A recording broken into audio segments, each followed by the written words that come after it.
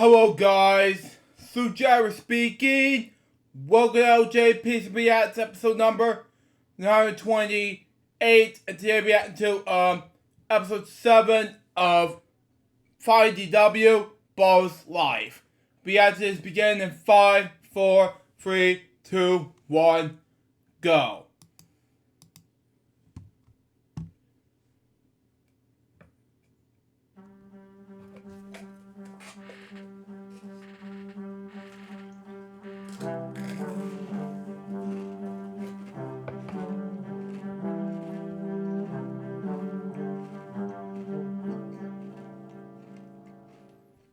Hi, I'm Jason Schwimmer, and this is a podcast about my journey to meet 7 male strangers who all have one thing in common with me.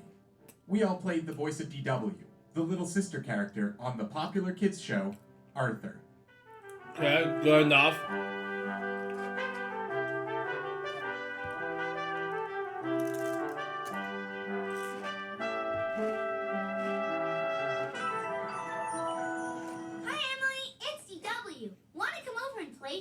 That's me, in an episode called DW Bossy Boots. An episode where DW's friends don't want to play with her anymore because she always wants things her way, and she learns the importance of listening to others. The episode aired in May 2006.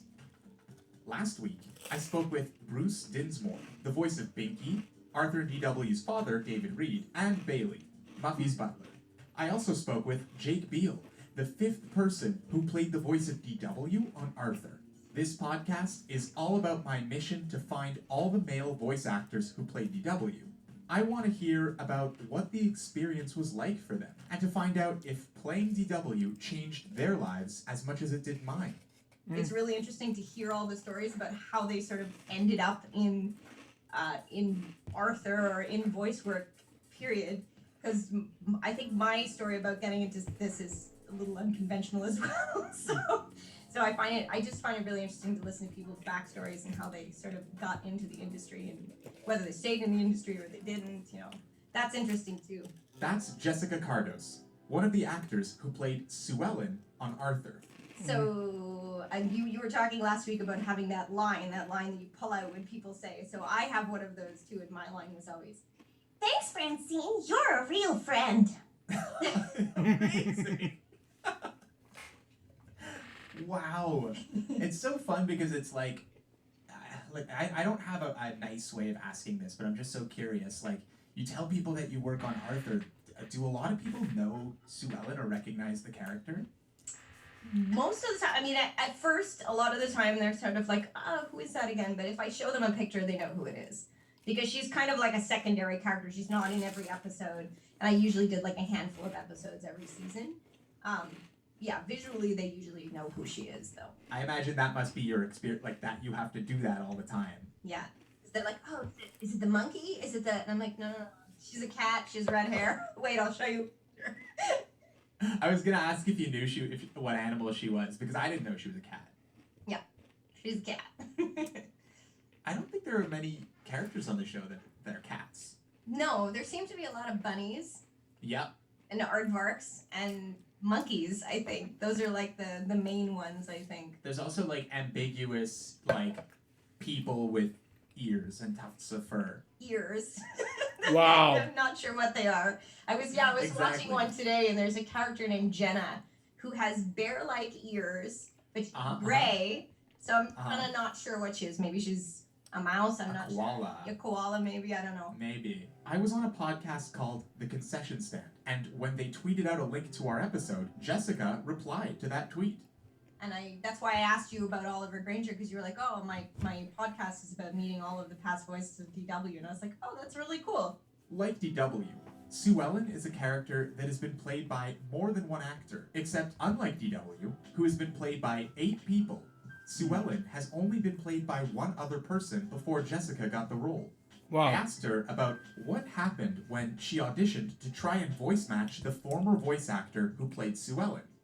That's when she told me, I think around the same time, I might have been one of those random, like, let's have a girl audition for... I don't remember if it was DW or Arthur, but I remember auditioning for another character at the same time. it was like they had me read for this character at the same time as I was reading for Sue Ellen. And it didn't work out clearly, but it did work out for Sue Ellen, which was super exciting. I remember I knew that I was auditioning for her, and I remember like watching. I think it was the Sue Ellen. There's an episode where she's playing this virtual goose game, and so I was listening to it over and over and trying to like mimic her lines because I don't know. That's what you got to do with voice match, and that was like really early on in my career too. So I was super excited because I already knew a lot of people who were on the show. I completely understand that she doesn't remember whether she auditioned to play DW or not. After all, like today, going and watching back episodes just sort of refresh my memory. There are episodes that I was like, I don't remember doing this episode, but it's clearly my voice. It's funny. Wow. I feel the same way. Like I've watched way more Arthur now than I did when I was probably the target age because I was on the show. And going back and watching episodes now, I know it's my voice. Like objectively, it is my voice. My name's in the credits, but I have no memory of doing the episodes. So the interesting thing about where I'm at in the show now is these are the sorts of questions that I've come up against in terms of even the feedback I'm receiving from the show is just the idea that here's this character that a lot of women really responded to, played exclusively by male voice actors. And that dichotomy is definitely something I hope to explore further. I mean, were you in some way disappointed that you were playing a character like Sue Ellen, who is a character who gets ton of screen time and even episodes about her, where she's the principal, the lead of the episode, but maybe not as well known as DW? I don't think I was disappointed. I was really happy to have gotten a larger role than what I had done up until that point. And I think that was like my first really big role in like a reoccurring character on a series. So for me, that was just like, God, this is amazing, And I like her character. I feel like she's generally pretty down to earth when you compare her to someone like Muffy, for example. She seems to be very sort of like diplomatic, and she's always about fairness and justice. And when Deborah's directing, often she's trying to sort of pull out that sweet side of Sue Ellen, but she's not just the sweet girl, because she's like, she's always about fighting for a cause. And there's been a few episodes where she was like fighting to save the library, or I think I watched one today where she was fighting for Mrs. McGrady to have help in the cafeteria because she was overworked, and which makes her also a pretty interesting, I guess, in a way, a bit of a role model for girls watching the show, which is cool. Jessica wears a lot of different hats in show business. Wow. Other than her ongoing experiences as a voice actor, she started in musical theater, has worked in film production, in 3D animation, special effects, and even in video games. Wow. And whether or not you remember Sue Ellen from Arthur, for Jessica, it's like the one thing that people recognize when people say, "Oh, you're a voice actor. What have you done?" It's like, I know if I mention Arthur, that's the one thing people will recognize, will know, and a lot of people who either watched it as a kid who are like, "Oh, no way!" They're really surprised, or even like I was at a barbecue with my family last week, and one of my cousins has kids who are like 5, 6 who are watching Arthur. They're like, "Do you know this is the lady who's the voice of Sue Ellen I told you about?" And it's just so funny because the kids are like, they don't really comprehend that there's a person behind that character. So yeah, it's definitely something that I kind of hold at the top of my everything that I've done. It's way up there for me, for sure. Which I think speaks to the power of Arthur. That's the power of this show. The more time that I spend working on this podcast, and the fluke that it was announced that the show's ending while I'm doing this podcast. It's crazy actually how much I find the internet is just sort of blown up in the last week or so with this news. It's Twitter, and it's in my Google News feed every morning. I swear there's an article about Arthur. I told Jessica what I'd said on this podcast before, that I used to keep the fact that I was the voice of DW a secret, but that through working on this podcast, I keep engaging and interacting with just there are these super fans of Arthur and of animation and of voice acting. And it's a world I had really not tapped into because for so long I wasn't talking about, hey, I was the voice of DW. I mean, is it something that people are aware of in your production roles? That, hey, I was also a voice actor. Not only that, I was on a show as big as Arthur. A lot of people do. This is sort of where I've gotten in my production job and life now.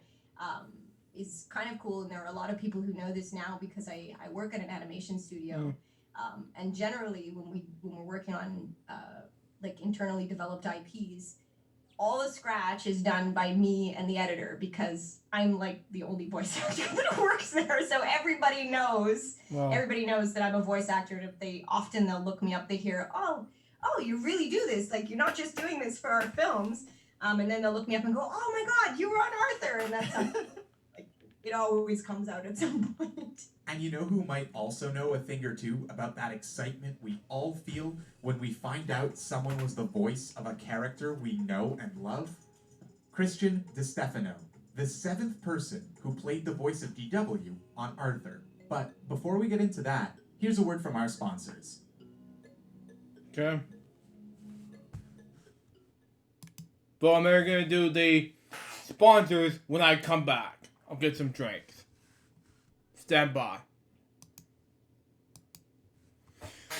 I'm back, folks. Just getting a drink here, so stand by as soon as I get done drinking this water. We will continue on.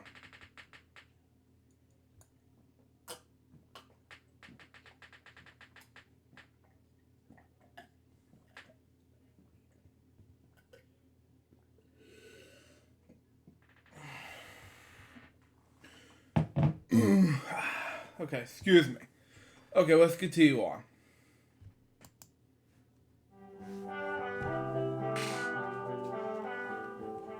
Finding DW is independently produced by me, Jason Schwimmer. If you want to support the show, the best way you can do that is by checking out my Patreon. Supporters like you help me spend more time doing what I love, creating this podcast for you to enjoy. Plus, when you support this podcast, you'll gain access to exclusive bonus podcast episodes that feature full-length interviews with each person who appears on my show.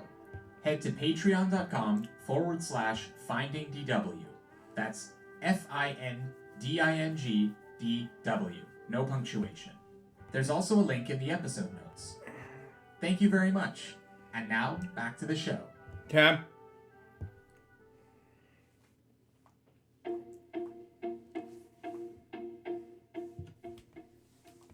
Have you listened to episode 5 of this podcast? Well, Which I I did, mentioned yeah. that one of the ways I've been tracking down the voice actors who played DW is through my 30-day trial of IMDb Pro. With that, you can see everyone's agent and manager. So I reached out to his agent, and sure enough, Christian agreed to come on the show. This is what he sounded like as the voice of DW. Hey, this isn't one of those funny candles that won't blow out, is it? I hate those. And here's what he sounds like now. My name is Christian DiStefano, and I was the 7th person to play DW. I had the part from seasons 20 to 21, from 2016 to 2017. I first Wow. became aware of Christian from a viral tweet in 2017. The tweet featured a clip from a behind-the-scenes video all about the production of an Arthur episode. The video featured short talking head interviews with some of the cast members from Arthur, including a young Christian. This is the clip. How am I like DW? When she's happy, she's like this cute little sister. Wow. I'm not really sure if she likes basketball, but ball is life for me. I thought that was going to get brought up. Did Wow. you? Why? Because that was just like it was such a so random clip to go viral now.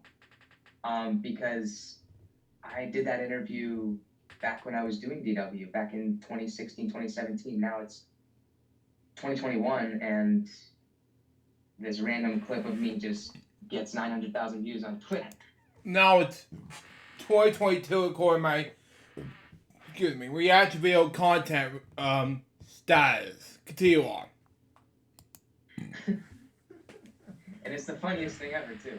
So what's your relationship like when you watch something like that? Because that's not like, I imagine it's different than watching yourself act or hearing yourself act, to see yourself as a kid. Totally, I imagine it was very, honest and did you feel like kind of vulnerable about seeing yourself kind of just going like, I don't know if DW likes basketball. That I look back at that and I'm just like, what? What are you even saying? That doesn't even make sense. And I think that's why it went viral, to be honest. Yeah. Wow. It's so, you know what, like it's such a, man, like I think about myself when I was doing it and I was so like outgoing and unfiltered, and the fact that no one had a camera on me when I was doing the voice, like I'm sure I would have had a clip like that too. I think it makes total sense. I think we're all like that. Yeah. Because there's like a degree of just being an outgoing kid, right? And you're not really overthinking what you're saying. So they said, hey, are you like DW at all? I'm like, what else are you going to say? You're just speaking your truth. Right. Do you get teased at all for that clip? Just out of curiosity? On the comments on that clip, there was a few people saying like, what is this kid saying? And then Wow. then you had people that were just like, this kid's so funny, he's just having a good time, he's just being a kid. Good. Okay. I'm glad there's at least some of that, because that when I watched the clip, that's what I thought. In a way, that clip actually inspired this entire podcast. I remember seeing it and thinking, wow, I would love to talk to him about his experience playing DW. And now, here we are. Crazy. I told Christian all about that, and about how surreal it was to finally be talking to him. If I wasn't a DW and I wasn't on this, because I still watched Arthur and I really enjoyed the show, I think if I heard about this, I probably would listen to this podcast because I think it's really cool. And me being on other voiceover shows, I would want to hear about this because I would think it'd be really cool to hear what all the actors would have to say about their time on a popular show like Arthur. Can you tell me how you got into the business? I actually started off, before I did acting, I did a little bit of modeling. So when I was 5, I did modeling for about a year and then I stopped because it wasn't really for me. And then, but I really liked the creative side of things. So then my dad put me into acting classes, and then I really enjoyed that. And then I did a few short films. And then when I was 6, I had my first ever voiceover audition. It was for Paw Patrol. So it was for the role of Alex. And my first ever voiceover audition, I booked it. If you watch this up remix, Billy, it's for you guys. Continue on. And then for the next couple years, for the next 5 seasons, I was Alex on Paw Patrol, and that really kick-started my acting career.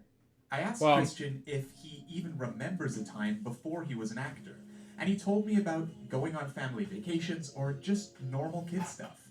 But once he landed Paw Patrol, he was fully immersed in the acting world. So I asked him about how he got cast on Arthur. Funny thing, I was on Arthur before as a one-off character. It was just a one little episodic thing. And then I guess Deb, who was the director, was she still the director for you? Yeah, she was. I had spoken to Deb for this too. Right on. Yeah, I haven't talked to her in a bit. She told me that she was listening to Arthur on the TV, and then she was just like, because I knew her before, this sounds like this could be Christian on the TV. So then she reached out to my agent, and then I was asked to audition for DW. Wow. And then I went in, and then I did my audition, and I was really excited about it because she really hyped me up for it, I guess. And then it all worked out, and then I booked it. Okay, so I looked into it, and Christian wasn't just any one-off character before auditioning to play DW. He played the role of James, one of DW's classmates, and the same character Robert Naylor, the DW I interviewed back in episode 5, played before he got cast as DW2. Which I reacted to 2 episodes ago. Continue on. Weird. Anyway, I wanted to know if Christian felt uncomfortable about playing the voice of a girl. No, because I was told that DW has always been played by a boy. Wow. So I kind of just went with it. That was normal. Yeah, right, exactly. Did you experience any sort of like negative attention, like bullying or anything like that? No, I never did. People used to be like, "Oh, but DW's the girl," and then I just tell them it's always been played by a boy, and they're like, "Oh, really? Cool." And that was that. And it was that. So how did it go for you? The level of attention was really overwhelming. Like I found I would get like swarmed in the halls when I was in like junior high equivalent by older kids who would be like, "Oh, this is the DW kid. Like you gotta do the voice. Like do the voice." Oh, and I had like a go-to line of in DW's voice that I would just say, and definitely experience some bullying as well. Does any of that resonate? Just the like being chased down, like having a line, like doing the like, "Can you do the voice, Christian?" Oh my god, like did that happen? Yes, that happened. That happened to me so many times with DW.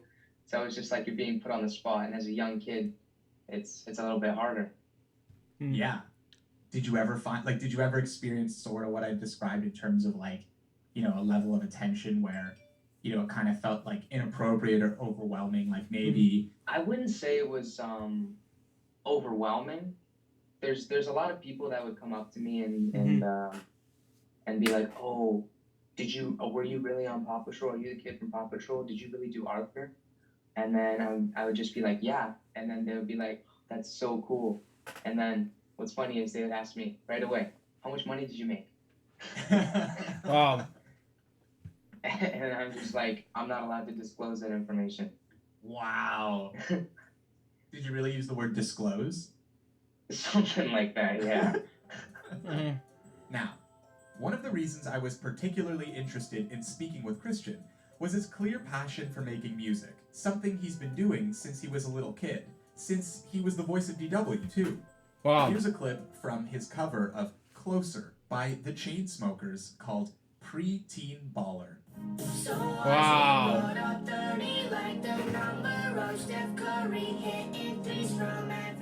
Tell me how you got into that. I started vocal lessons at the local music school when I was 6.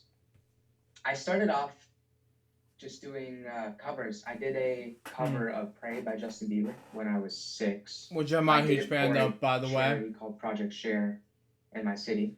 When I got to about 13, I started listening to hip hop, more upbeat pop, stuff like that. Yeah, I'm a huge fan of hip hop. I'm more of a metal, rock, and children's music fan, by the way. Continue on. Me on my own, this is what I wanted to do. Because all my life I wanted to be an actor / singer. During my conversation with Christian, over and over, I just found myself thinking, people really react to playing DW in different ways. For me, it meant getting to perform after school, which I really enjoyed, but it also meant that I attracted a lot of negative attention for playing a girl on TV. Over time, I became really careful to edit myself, because I was really conscious of only trying to express myself or be creative in ways where I was safe from rejection and ridicule. Yeah. But Christian is fearless. Ball really is life for him, and he is unapologetic about it. He's more courageous than I ever was, and I realize, looking at it from where I am in my life now, I'm jealous. These days, he writes his own songs and lyrics, and I asked him to tell me about writing lyrics, because where do your ideas for lyrics even come from when you're like 13, for example? When I was 13, it was sort of like I kind of just wrote about like what I wanted in life, what I wanted to be, what I wanted to do, because at 13, that's all I thought about. But I did also write songs about awareness. I wrote a song called All of Humanity, and it's about racial profiling and social injustice and stuff like that. So there's that side of my music too. I of course understand the confidence that, having been a voice actor on this super famous thing gives you. What I don't understand is the impulse to go like screw that. I'm just gonna make music and like do this because it seems very genuine even from talking to you. Wow. And I don't know how to ask it as a question, but I just find it so like at the same time confusing, but also like very inspiring. And if some people clown on me, that's okay, because other people will show love, and those are the people that I'm gonna make music for. It's a funny thing speaking with Christian. In a way, I completely understand the way he's thinking about his life and about the ways in which he expresses his creativity because of our shared experience of having played DW. Except I also see that there are just enough differences between us, and I wonder why that is. He's way closer to the experience of having played DW than I am. I never in a million years thought that I would still be thinking about my experience as DW at this point in my life. I asked Christian, does the idea that having played DW, that fact will probably stay with you for a really long time, does that scare you? It doesn't scare me, and I do totally agree that I think it would stay with me for a very long time. But it doesn't scare me. It's like, it's a way people can relate to me, because most people probably grew up on watching Arthur. It's a very, very, very popular show. Exactly. And the idea that I once played DW, I think will stick with me for maybe the rest of my life. I think it could possibly open doors. How do you think it could open doors for you? People will just look at you if they don't know what you've done and just see you as a regular person. But as soon as they know that you've been DW or been any other character on the show that they used to watch, they're just like, wow, okay, I know who you are now. And I don't think it matters if you're 13 or if you're 30. Like, do you care if the reason why someone comes to your music is because you were DW? The way I look at it, and this is a good quote from one of my favorite movies, Straight Outta Compton. All publicity is good publicity. That's the way I look at it. Fair enough. So if someone comes to my page because I'm DW and then they end up liking my music too, I'm happy.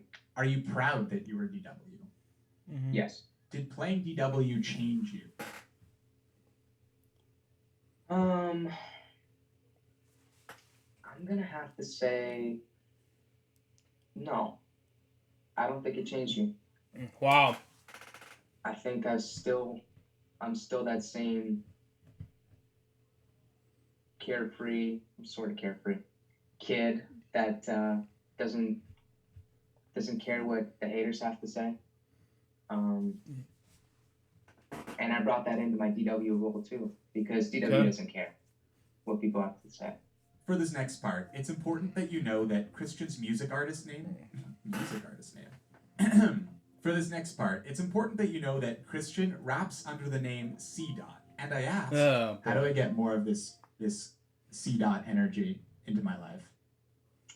Dude, you just gotta be like, you know what? I appreciate all the people that show me love, all the people that admire me, aspire me, or however you want to put it. And the people that are just like hating, it's probably because they're jealous or they don't have anything else better to do. Because really, what's the point of hating? If you don't like something someone did, just go on with your day. Who cares, really? Because it doesn't really affect their life. So I guess in a way, ball really is life for you. Ball really is life. That's how it is. I'm so sorry for making you say that. No, it's good. Returning to Jessica. In your last episode, when Bruce mentioned meeting Mark Brown, I also got that opportunity, and that's when I learned that the character was based on a girl he had a crush on in school, apparently, which I was like, oh, that's so cute. I had no idea. Because that lines up so perfectly with how Arthur has a crush on Sue Ellen in the books, and there's the episode where Sue Ellen loses her diary, and the other characters decide not to read the diary, but in it, it's sort of hinted at that Sue Ellen mentions that she has a crush on Arthur. Again, I find myself going back to how much good has come from Mark Brown's creativity. Arthur has given me so much, and I feel like in a way I'm like trying to give something back to Arthur. Does that make sense? Like Arthur did so much to my life. Your timing is perfect in a way, you know?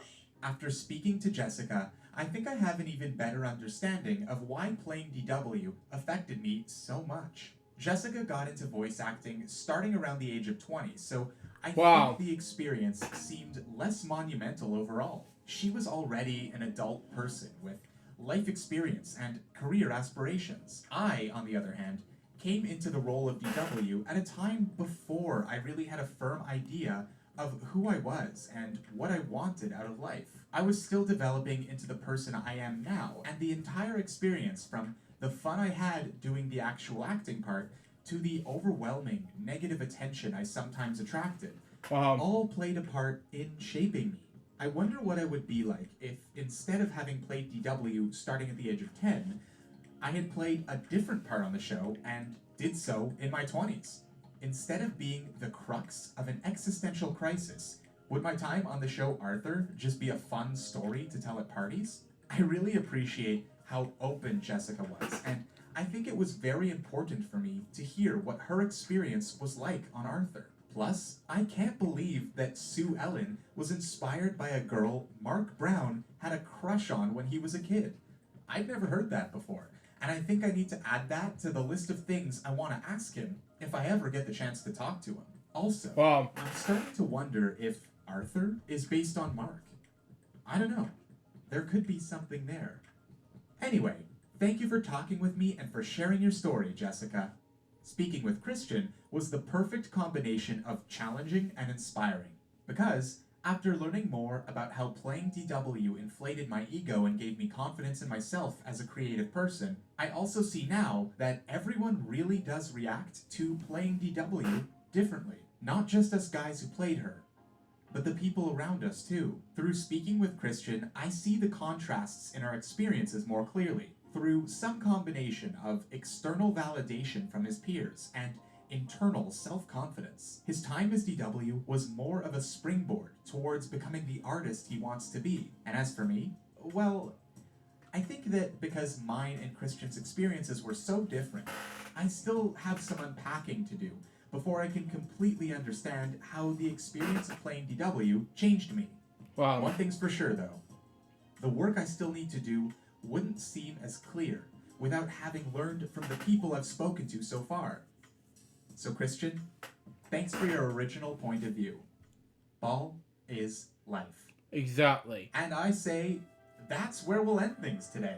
Things are moving pretty quickly around here, and I'm very excited for where this podcast and I are heading next. I've got a few more DWs to go, plus some new pieces of this story that I can't wait to get into some more. So, stay following or subscribed to Finding DW, because I'm telling you, I can't even believe what's coming up.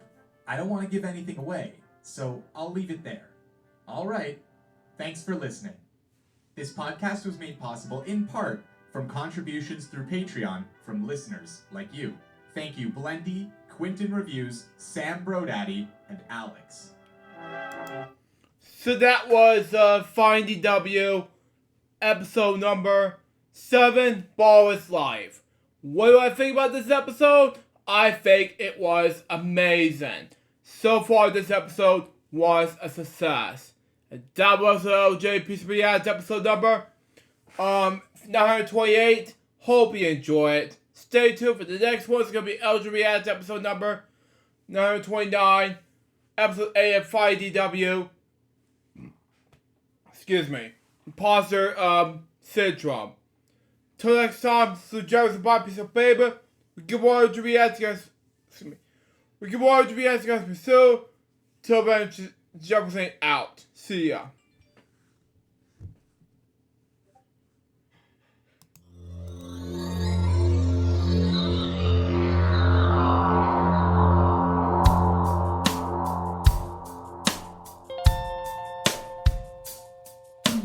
Given unto me this life I'll never take for granted, and given all the time I failed to really understand it, I never sought to meet the maker of reality, the one who gave the life that which is always happening, but I tried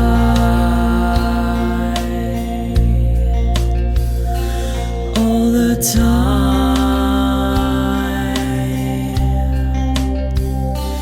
I